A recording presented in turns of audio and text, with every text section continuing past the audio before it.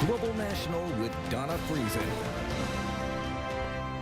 Good evening and thanks for joining us. A bit of a bombshell today about what the federal Liberal government may be planning. Its own Economic Advisory Council has warned up to 40% of existing Canadian jobs will disappear over the next decade because of automation. And there's more. It recommends raising the eligibility age for CPP and old age security from 65 to 67, something Justin Trudeau once said would be a mistake.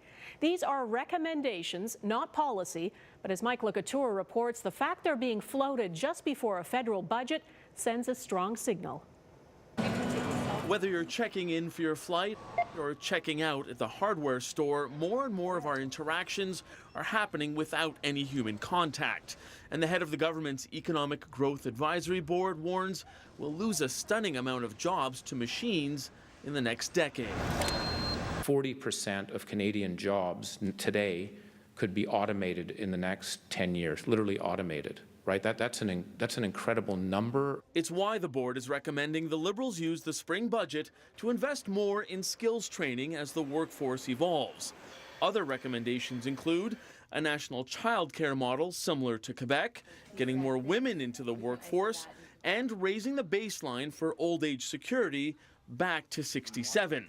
The Liberals promise to reverse a Conservative policy by moving the age of retirement back to 65. Now, the finance minister isn't ruling out breaking that promise.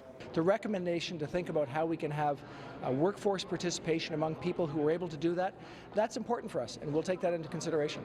The Conservatives say it proves the Liberals made the promise just to get elected.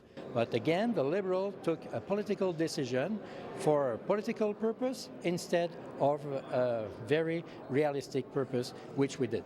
They can say, look, it's not us doing it, it's this advisory panel.